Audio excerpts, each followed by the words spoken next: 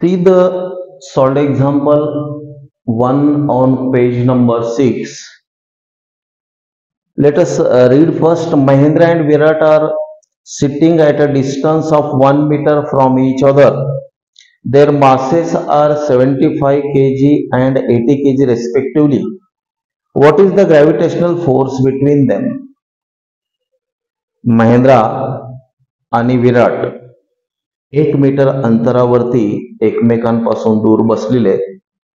त्यांची मासे 75 kg आणि 80 kg आहेत. तर त्यांच्यामध्ये ग्रॅव्हिटेशनल फोर्स किती असला पाहिजे? अगोदर आपल्याला गिवन लिहावं लागेल.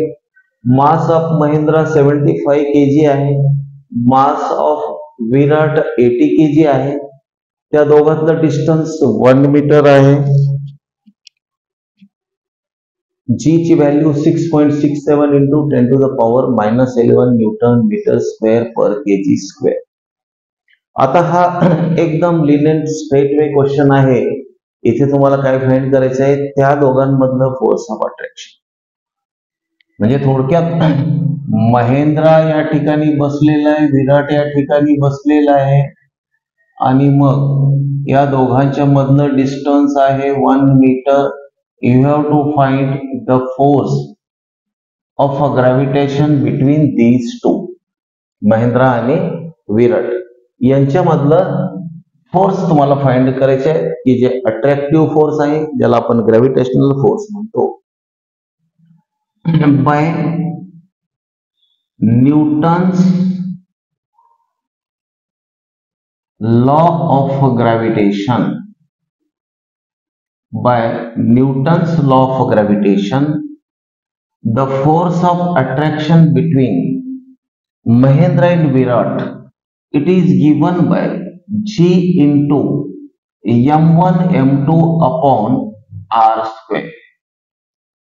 G into m1 m2 upon r square, where G is universal gravitational constant, m1 is mass of Mahendra, m2 is mass of Virat, and r square is the square of distance between the two persons, that is Mahendra and Virat. What is the value of G?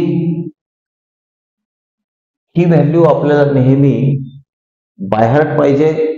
Generally दिलेली असते तरी पण आपल्याला by heart पाहिजे. तर मग हे आहे gravitational constant, universal gravitational constant.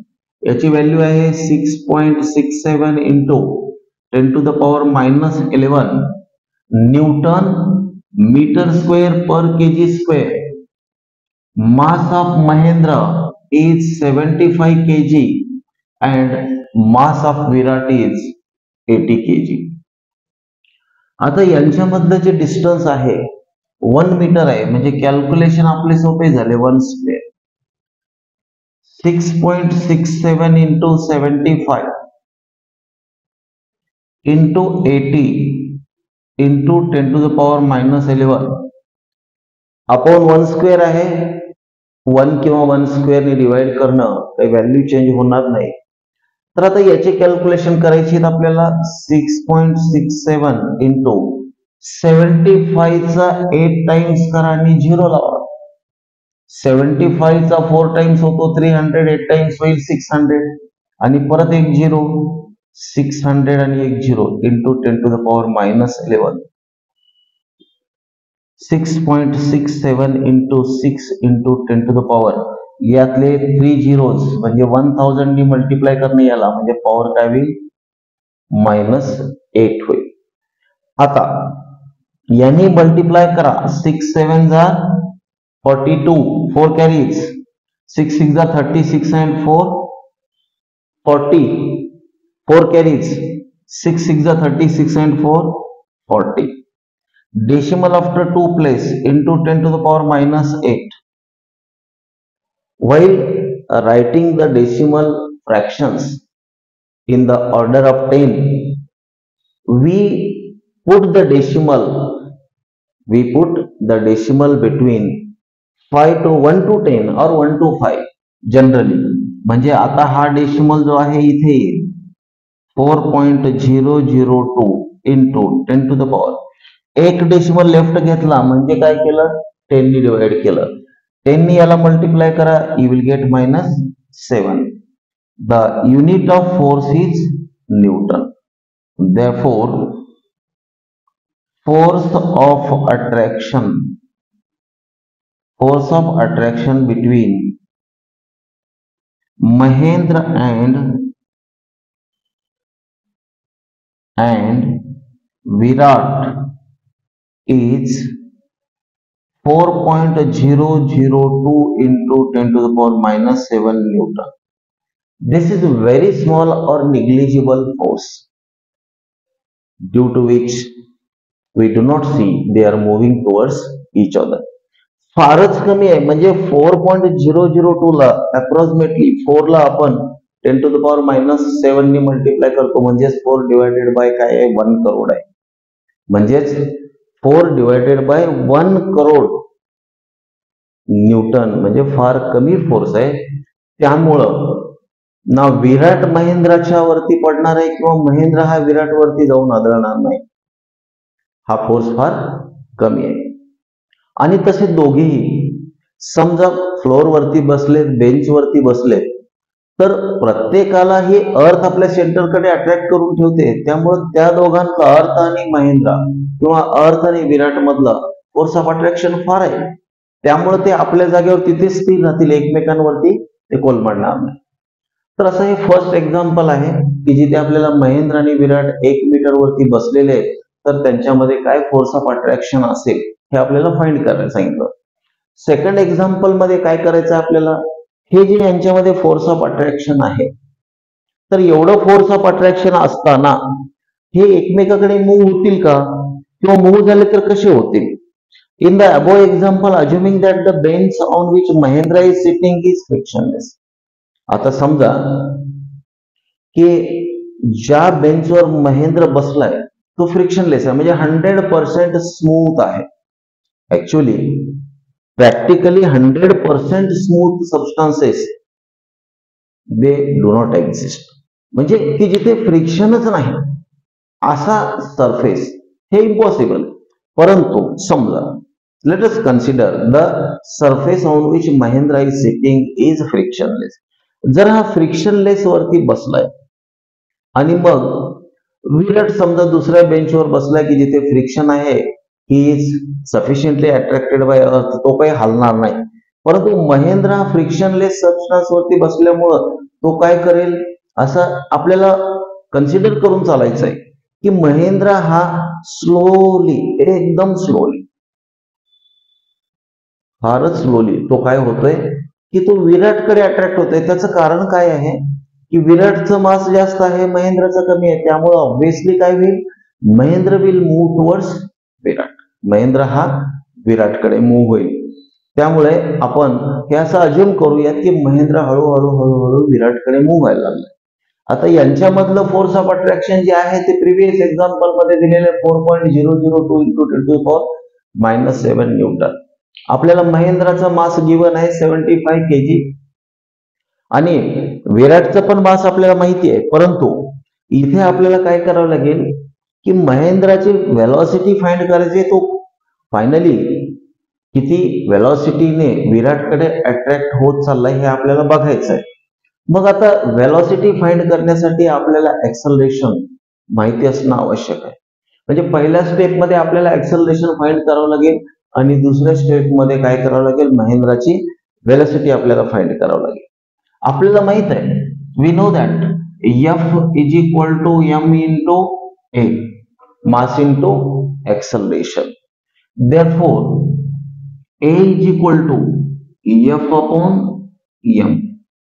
हा a इथेच ठेवा, m ने इकडे डिवाइड करा, म्हणजे a is equal to F upon m. What is the force? Force given is 4.002 into 10 to the power -7 Newton. A is equal to 4.002 into 10 to the power -7 Newton divided by mass. Mass of Mahindra is 75 kg. If we divide this 4.002 into 10 to the power minus 7 by 75 kg, you have to now, for simplicity, you may take this as 4.00 only, or you may shift the decimal towards the right side and divide by 75, and then you will get finally 5.34 into 10 to the power minus 9 meter per second square is acceleration. 5.34 into 5.34 into 10 to the power minus 9 meter per second square. Meter per second square is unit of acceleration. Now in the first step we got acceleration. That means Mahendra is accelerating at the rate of 5.3 into 10 to the power minus 9 meter per second square. याच्यामध्ये develop झालेले जे acceleration vibrations आहेत ते कसे आहेत 5.34 into 10 to the power minus 9 एवढ्या मॅग्निट्यूडचे. आता या रेटने जेव्हा तो ऍक्सलरेट होतो तेव्हा तो डेफिनेटली काय करतोय की जिकडे जास्त मास आहे तिकडे हळूहळू हळूहळू हळू तो मूव्ह होतोय. एवढा हळू मूव्ह होतोय की we cannot record the observation, परंतु मूव्ह होतोय. म्हणजे असं सिम्पली आपण ठरवलं की आता दोघे बसलेले आहेत आणि एक स्मूथ सबस्टन्स वरती, एक सरफेस वरती आहे, दुसरा रफ सरफेस वरती आहे, स्मूथ वाला काय करतो मूव्ह होतोय. ही मुवमेंट आपल्याला अशी नॉर्मली फिजिकली ऑब्झर्व करणं पॉसिबल नाही, परंतु mathematically we can find by which velocity Mahendra is moving towards Virat. आता ऍक्सलरेशन तर आपल्याला भेटलेलं आहे, व्ही फाइंड करायचं आहे. मग आता ज्याच्यामध्ये व्ही आहे, ए आहे, अशा प्रकारचं relation we will use Newton's Newton's first equation of motion. By Newton's first equation of motion we can write V is equal to U plus AT. Now here initially Mahendra as well as Virat both were stationary. त्यामुळे महेंद्र हा पहिल्यांदा stationery होता, याचा अर्थ initial velocity जी महेंद्रची आहे that is 0. We can write here U is equal to 0. 0 plus acceleration we have got in the first step 5.34 into 10 to the power minus 9 and time we are given 1 second. म्हणजे एका सेकंदामध्ये महेंद्र हा विराटकडे किती सरकतो हेच तर आपल्याला फाइंड करायचं आहे. This is 0. Calculate these things. You will have 5.34 into 10 to the power minus 9. This is velocity, therefore unit will be meter per second. That means Mahendra is moving towards Virat with a very very small infinitesimal speed, 5.34 into 10 to the power minus 9. That means we have to divide 5.34 by this 100 crore, then we will get velocity. तर फारच कमी व्हेलॉसिटीने महेंद्रा हा विराटकडे move होतोय. म्हणजे ही extremely small velocity आहे. Physically हे observe करता येत नाही, परंतु आपण मॅथमॅटिकली हे कॅल्क्युलेट करू शकतो. आता पुढे काय होईल नेमकं, जसा जसा महेंद्र विराटकडे मूव्ह व्हायला लागला तसा तसा त्यांच्यामधलं डिस्टन्स कमी होत जाईल. म्हणजे एफ ची मॅग्निट्यूड व्हॅल्यू वाढत जाईल. एफ ची व्हॅल्यू वाढत चालली म्हणजे फोर्स ऑफ अट्रॅक्शन त्यातलं वाढत चाललंय. याचा अर्थ व्हेलॉसिटी ही पुढे चालून किंवा acceleration both will increase. Velocity as well as acceleration between the two will increase. म्हणजे मूव्ह होणारा तर महेंद्राच आहे, म्हणजे महेंद्राची व्हेलॉसिटी वाढत जाईल आणि ऍक्सेलरेशन सुद्धा वाढत जाईल. The next concept it is the low and high tides. Low and high tides.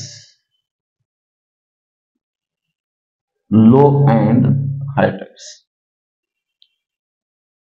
See the figure or pink box on page number 6 where the low tides and high tides on the earth's surface, they are shown in figure 1.6. You can observe on the right hand side and left hand side of the earth, there is some elliptical surface produced, or there are two bulgings on right and left side, or there are two outgrown or two outgrowths shown in the figure. What this bulging implies? This bulging implies the surface on the water on the earth surface. It is bulged. Where is this bulging? This bulging you will see at first towards the right side and then towards the left side. You see towards the right side moon is shown. That means here earth and moon are two very big objects. Both of them are attracting to each other. But the distance between them is very large. Therefore, moon neither will fall on earth or nor earth will be attracted towards the moon. म्हणजे हे काही होणार नाही, परंतु definitely काय होईल, as the water is there on the surface of the earth, that will be pulled to few meters or few centimeters above the earth surface due to the pull of moon. मूनच्या पुलमुळे किंवा मूनच्या gravitational फोर्समुळे अर्थवरचं पाणी मात्र थोडस वरती चढलेलं दिसेल, म्हणजे त्याची height वाढलेली दिसेल. याचा अर्थ काही सेंटीमीटर का होईना हे जे काय आहे वॉटर लेवल वाढलेलं दिसेल तुम्हाला. This increased level of water in the sea due to the gravitational force of attraction between moon and earth. This is nothing but a high tide. म्हणजे या स्ट्रेट लाईन मध्ये राईट टू लेफ्ट, या straight line मध्ये जेव्हा exactly हा moon अर्थच्या समोरासमोर आलेला आहे तेव्हा आपल्याला जी बल्जिंग दिसते, वॉटर लेवल इन्क्रीज झालेलं दिसतं, that is nothing but high tide. मग आता exactly to the 90 degree angle म्हणजे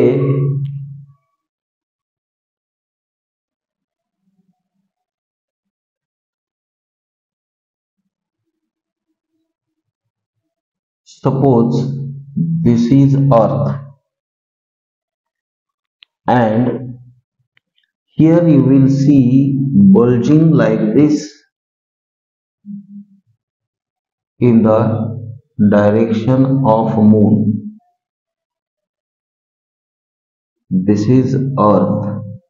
Now this bulged portion, this is nothing but elevated level of water. आता एक्झॅक्टली आता ही डायरेक्शन आहे कशाची, हाय टाइडची. Exactly at 90 degree you will see in the upper side as well as lower side there is low tide. म्हणजे पाण्याचं जे level आहे ना ते कमी झालेलं आहे. आणि तुम्हाला इथं ही इलिप्टिकल जी फिगर दिसते म्हणजे या दोन डायरेक्शनला राईटला आणि लेफ्टला तुम्हाला वॉटर लेवल इन्क्रीज झालेलं दिसेल. त्याच वेळेला इकडे पोल्सकडे ते वॉटर काय आत खेचलं गेलेलं दिसेल, दॅट इज लो टाईड. म्हणजे हा भाग काय दाखवतो, लो टाईड दाखवतो. हा भाग काय दाखवतो, हाय टाईड दाखवतो. समजा हा मून जेव्हा अर्थच्या भोवती रिव्होल्युशन करत करत इथं येईल तेव्हा परिस्थिती काय होईल, त्यावेळेला परिस्थिती उलट झालेली असेल, त्यावेळेला हा प्रकार असा होईल. आणि मग you will see high tide towards the poles, म्हणजे पोलच्या दिशेने तुम्हाला हाय टाईड बघायला मिळेल. आणि इक्वेटरच्या राईट लेफ्ट साईडला म्हणजे इक्वेटरच्या लाईनवरती लो टाईड बघायला मिळेल. म्हणजे त्यावेळेला इथे हाय टाईड असेल आणि इथे लो टाईड असेल. म्हणजे याचा अर्थ during a day 2 times we can observe high tide and low tide on the earth due to the position of a moon and earth. This is all about the uniform circular motion, centripetal force, inverse square law, and the two solved examples which are given in our book. If you are new to our channel, please subscribe the channel. If you like our videos, please like, share, and comment. Thank you.